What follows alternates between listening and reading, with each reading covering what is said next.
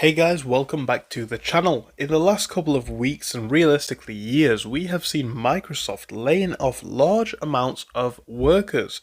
We have seen some major changes in the tech sector as a whole, but Microsoft is a company that stands out very much, simply due to the scale of the business, simply due to the scale of the layoffs, and the quite frank reality that workers are going to be replaced a lot more with AI.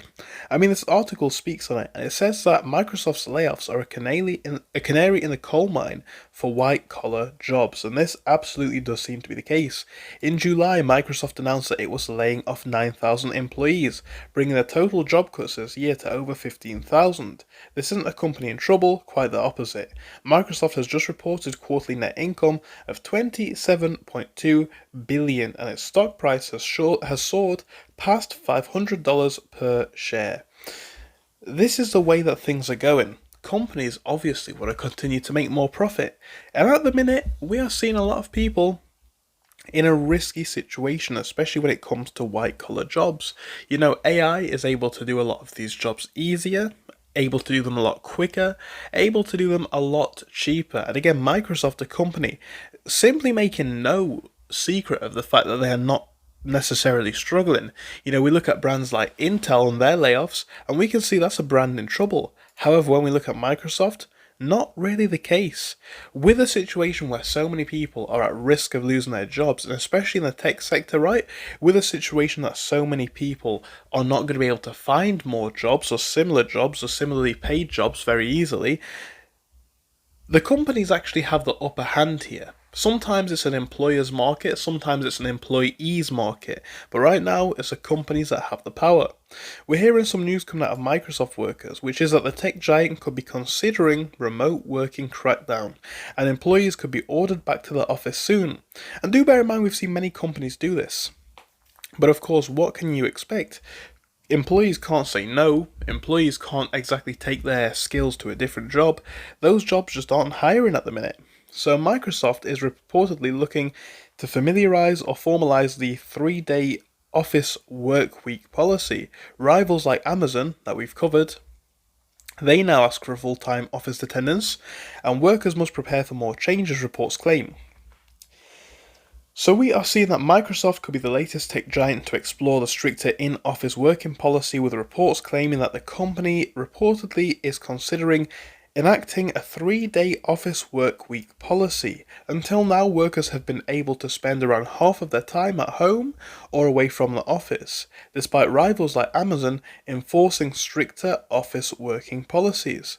A Microsoft spokesperson told Business Insider that the company had been exploring changes to the policy, but no official alterations have yet been made.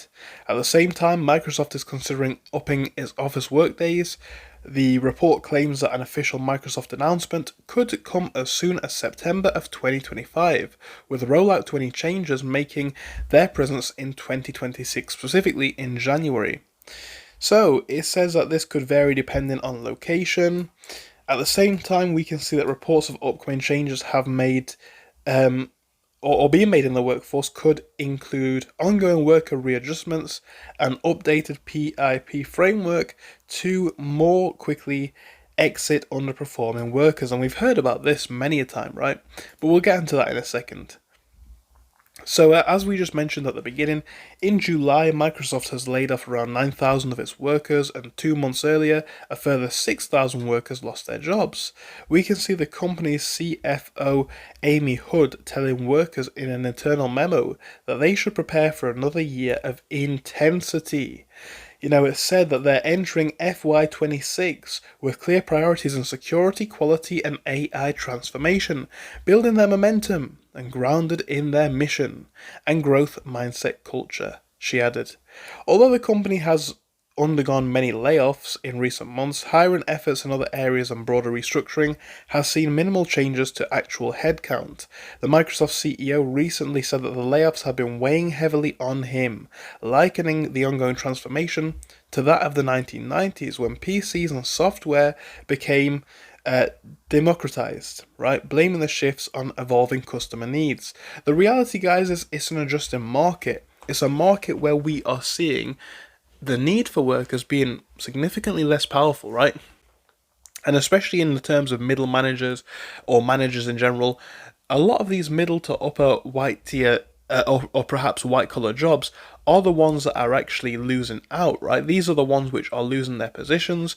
These are the ones which are being replaced by AI. I think everybody expects that it was going to be the lower level workers, or the base level workers, and to some degree that does appear to be the case. But in a lot of these companies, not just Microsoft, it is the middle to upper tier workers as well that we are seeing being affected.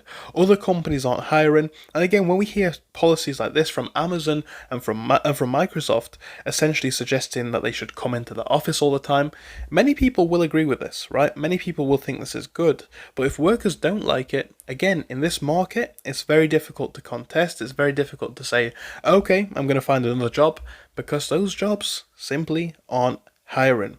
This new message is a symbol of a changing market, and again, in a market where employers are not afraid to lay off, and in a market where employees are desperate to be employed, we're seeing a market where the employers absolutely have the upper hand here. So I wanted to give you this update video. Let me know what you think to it in the comments. Thank you so much for your time. If you enjoyed it, make sure to give us a like and subscribe, and I hope I'll see you again soon. Goodbye.